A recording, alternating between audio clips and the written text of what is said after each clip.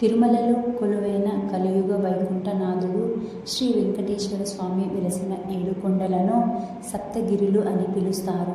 పురాణాల ప్రకారం శ్రీ మహావిష్ణువు శయనించిన ఆదిశేషుని 7 పడగలే తిరుమలలోని ఈ 7 కొండలు. ఈ పవిత్రమైన 7 కొండల పేర్లు మరియు వాటి వెనుక ఉన్న విశేషాలు ఇక్కడ ఉన్నాయి. శేషాద్రి విశేషం: ఇది ఆదిశేషుని సర్పరాజు పేరిట ఏర్పడిన కొండ. వైకుంఠం నుండి భూలోకానికి విష్ణుమూర్తి క్రీడాద్రిని తెచ్చినప్పుడు ఆదిశేషుడు కొండ రూపంలో స్వామికి ఆసనంగా మారాడని పురాణాలు చెబుతున్నాయి. నీలాద్రి విశేషం: స్వామివారికి తొలిసారిగా తన తలనీలాలను సమర్పించిన పరమ భక్తురాలు నీలాంబరి. ఆమె భక్తికి మెచ్చి స్వామివారు ఈ కొండకు ఆమె పేరు పెట్టారు. తిరుమలలో భక్తులు తలనీలాలు అంటే గుండు సమర్పించే సాంప్రదాయం ఈమెతోనే మొదలయ్యింది. 3వది గరుడాద్రి విశేషం: శ్రీ మహావిష్ణువు వాహనమైన గరుడుమంతుడు అంటే గరుడు స్వామి ఆజ్ఞ మేరకు వైకుంఠం నుండి క్రీడాద్రి పర్వతాన్ని భూలోకానికి తీసుకువచ్చాడు. గరుడు తెచ్చిన కొండ కాబట్టి దీనిని గరుడాద్రి అనే పేరు వచ్చింది.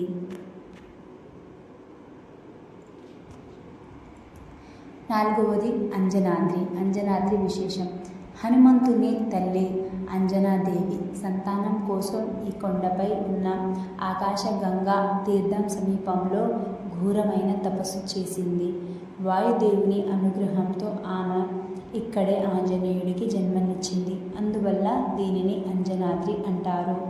వృషభాద్రి 5వది విశేషం: కృతయుగంలో వృషభాసురుడు అనే రాక్షసుడు పరమశివ భక్తుడు ఇక్కడ ప్రతిరోజు తన తలను కోసి దేవునికి సమర్పిస్తూ పవిత్రమైన తపస్సు చేసేవాడు. ఆ తర్వాత శ్రీ మహావిష్ణువుతో యుద్ధం చేసి స్వామి చేతిలో ముక్తి పొందారు. చనిపోయే ముందు తన పేరు నిలిచిపోయేలా వరం కోరడంతో ఈ కొండకు వృషభాద్రి అని పేరు వచ్చింది. 6వది నారాయణాద్రి విశేషం: నారాయణుడు అనే గొప్ప మహర్షి భక్తుడు స్వామి పుష్కరిణికి తీరాన కఠోరమైన తపస్సు ఆచరించాడు. ఆయన భక్తికి మెచ్చిన భగవంతుడు ఆ కొండకు నారాయణాద్రి అనే పేరును స్థిరపరిచాడు. వెంకటాద్రి విశేషం: కలియుగ దైవమైన శ్రీ వెంకటేశ్వర స్వామి వారి ప్రధాన ఆలయం ఆనంద నిలయం ఈ కొండపైనే ఉంది.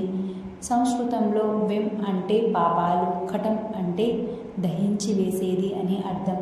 అంటే తన వద్దకు వచ్చే భక్తుల పాపాలన్నింటినీ నశింపజేసే పవిత్రమైన కొండ కాబట్టి దీనిని వెంకటాద్రి అని పేరు వచ్చింది. ఆధ్యాత్మిక రహస్యం: యోగశాస్త్రం ప్రకారం మానవ శరీరంలో 7 చక్రాలు మూలాధారం నుంచి సహస్రారం వరకు ఉంటాయి. ఈ 7 కొండలను దాటి శివుని దర్శించుకోవడం, శరీరంలోని 7 చక్రాలను దాటి పరమాత్మను సాక్షాత్కరించుకోవడమే అని పండితులు చెబుతున్నారు. ఈ వీడియో కనుక నచ్చినట్లయితే లైక్ చేసి షేర్ చేసి సబ్స్క్రైబ్ చేసుకోండి.